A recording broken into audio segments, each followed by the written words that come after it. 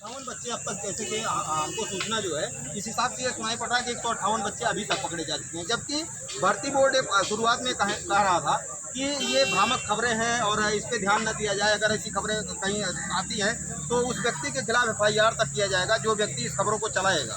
तो इस पर कुछ कहना चाहेंगे क्या आप? देखिए, ये मैं जान चुका हूँ कि यहाँ समस्या भ्रष्टाचार करने वाले को कम है, जो उसके खिलाफ आवाज़ उठाते ज़्यादा समस्या उसको है। तो जो आपने कही कि जो आवाज़ उठाएगा या जो कहेगा कि गड़बड़ी है उसके खिलाफ FIR हो जाएगा, इसको तो मुझे कोई शक नहीं है। एक दिवंगत पत्रकार साथी थे, आप सभी जानते हैं, सोनभद्र के, उन्होंने नमक रोटी की खबर चलाई, उन पर FIR हो गया, दिवंगत हुए बेचारे परेशान रहे।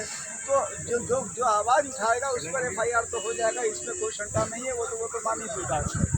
लेकिन वह सब बातों से दीगर मुख्य बात यह है कि जो ये बच्चे, ये हमारे आपके बच्चे हैं, हमारे परिवार के बच्चे हैं, ये हजारों की तादाद में हैं। आखिर इनकी बात क्यों नहीं सुन रहे हैं योगी जी, माननीय योगी जी, और उनकी शासन, उनकी प्रशासन, उनका जीरो टॉलरेंस उनकी सरकार आखिर क्यों नहीं सुन रही है? वो नहीं सुनेंगे तो कौन सुनेगा इनकी बात? इनको कौन न्याय देगा? अच्छा, इस मुद्दे को लेकर आप कोर्ट तक गए, कोर्ट का क्या मानना है?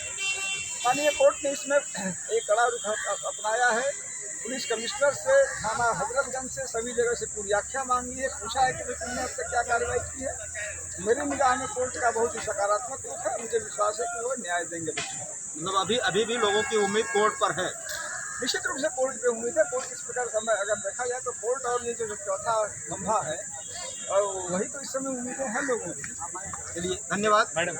मैडम भी हैं साथ में, मैडम से भी कुछ जानना चाहेंगे और कोशिश करेंगे कि कुछ मैडम कहें इन बच्चों के, क्योंकि इन बच्चों के साथ आज इन्होंने एक निवाला लिया है, और जो व्यक्ति किसी के घर पे अगर एक निवाला लेता है तो जाहिर सी बात उसका ऋणी हो जाता है।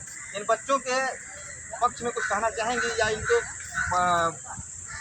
उत्साह को बढ़ाने के लिए कुछ कहना चाहेंगे?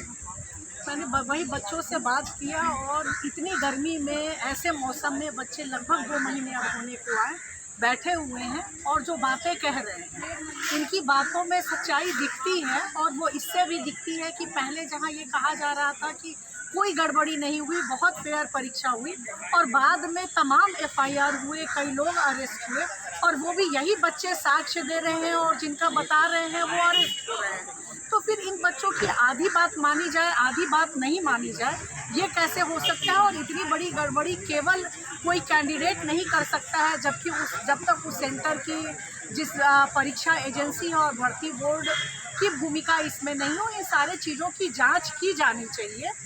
मुझे नहीं लगता कि जांच से इतना परहेज क्यों है। हो सकता है ये बच्चे गलत बोल रहे हैं, लेकिन लोकतंत्र में अगर इतने जगह से आवाज़ें आ रही हैं और खुद शासन स्तर से कई FIR हुए हैं, कई लोगों की गिरफ्तारी हुई है, तो इस पूरे प्रकरण को समग्रता से देखा जाना चाहिए, क्योंकि केवल ये एक भर्ती का मामला नहीं है, हजारों परीक्षाएं होती हैं, और अगर इस तरह के सब गड़बड़ी अगर हुई और समय रहते ध्यान नहीं दिया जाए तो हर परीक्षा की शुचिता पे सवाल उठेंगे जो भविष्य में होने वाले। और पीछे भी हम लोगों ने देखा है, हर बार ये कहा गया कि परीक्षा बहुत सही हुई है, कोई गड़बड़ी नहीं हुई, लेकिन बाद में, जैसे कुछ दिन पहले अगर याद हो, शिक्षक भर्ती हुआ, वहाँ पेपर लीक, पहले कहा गया कुछ नहीं हुआ, बाद में प्रेस के ही लोग पकड़े गए और तमाम लोग पकड़े गए कि पर्चा लीक हुआ है। तो समय रहते अगर जो भी शिकायत आती है उसकी अगर जांच करा ली जाए तो तमाम होने वाली गड़बड़ियों को रोका जा सकता है। अच्छा, कई जगह तो ये भी कहा गया कि जितने पेपर लीक हो गए उत्तर प्रदेश में, इतने तो शायद पानी की टंकी में लीकेज नहीं हो।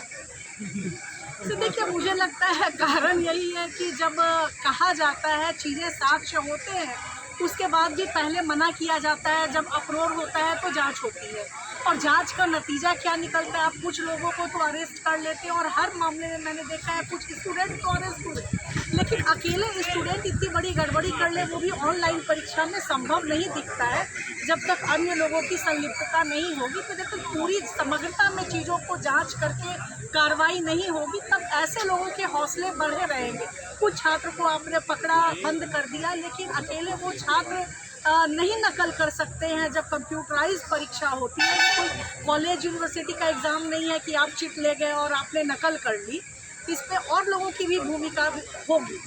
जाहिरा तौर पे, और जब तक उन पे कार्रवाई नहीं होती तब तक यही दृश्य देखने को मिलेगा कि कितने मेहनत करके स्टूडेंट पढ़ते हैं, पढ़ाई लिखाई करके एक नौकरी की आस रखते हैं, उनके परिवार वाले रखते हैं, अपने जीवन का एक बड़ा हिस्सा जमा पूंजी बच्चों की पढ़ाई में लगाते हैं, और जब नतीजा ये दिखे तो ये हतोत्साहित करने वाली चीज़ें होती हैं। और बच्चे कह रहे हैं जाँच तो इस पूरे मामले में होनी चाहिए। धन्यवाद। तो आपने देखा दृश्यता से होंगे, पर अब उसमें दिक्कतें आ रही हैं, तो इस पर बातचीत करते हैं। अमिताभ जी, आपका स्वागत है हमारे चैनल पर। कैसे देखते हैं आप इस पूरे मसले को? देखिए, हम लोगों को तो बेहद इस बात का कष्ट है कि इस तरह से बच्चे तथ्य दे रहे हैं, लगातार अपनी बात लगा रहे हैं, अपनी बात कह रहे हैं कि इन बातों की जांच हो, कोई सुनने वाला इनका नहीं है। लड़के पकड़े जा रहे हैं, कहा जा रहा है कि आइसोलेटेड इंसिडेंट है। वो कैसे आइसोलेटेड इंसिडेंट है? ये सारा ऑर्केस्ट्रेटेड और कंबाइंड इवेंट है, एक मुश्त कार्रवाई है जिसके तार बहुत ऊपर तक जाते हैं। प्रथम दृष्टया ये बातें आ रही हैं, आखिर इसमें SIT क्यों नहीं बैठ रही है? आखिर इसकी एक उच्च स्तरीय निष्पक्ष और पारदर्शी जांच क्यों नहीं हो रही है? आखिर सरकार उसको बचाव क्यों कर रही है? ये सारी बातें ऐसी हैं जो हम सबों को, जो भी आदमी ऐसे मुद्दों को लेकर संवेदनशील है, उन्हें कष्ट दे रहा है। इस रूप में यह बड़ा गंभीर मामला है, और मुझे अभी उम्मीद करूंगा कि जो शासन है, प्रशासन इसकी गंभीरता को समझेंगे और इन बच्चों को न्याय देंगे। आप तो कोर्ट तक भी चले गए हैं इस पूरे मसले को लेकर, तो कोर्ट ने क्या आपको आश्वासन दिया या क्या वहाँ पर चीज़ हो पाई? देखिए, अब जितना मैं समझ पाया हूँ, माननीय कोर्ट ने इस मामले को बड़ी गंभीरता से लिया है। उन्होंने इसमें पुलिस कमिश्नर से, थाना हजरतगंज से पूछा है, साफ साफ पूछा है कि भाई आपने अमिताभ ठाकुर के जो प्रार्थना पत्र था, शिकायत था, उस पर क्या कार्रवाई की है, आपने अब तक क्या किया है, ये पूछा है। माननीय कोर्ट के उस सवाल से मुझे बहुत ज़्यादा आशा बन रही है। माननीय कोर्ट इसमें सख्त रुख अपनाएगी और इन बच्चों को न्याय देगी। अच्छा सर, आप तो एक पूर्व IPS हैं। सबसे बड़ी बात ये खड़ी होती है कि जब भी कोई बच्चा अगर जो भर्ती में जाता है और वहाँ पर वो फेल हो जाता है तो वो अनशन पर बैठ जाता है, अगर जो वो पास हो जाता है तो कोई अनशन नहीं।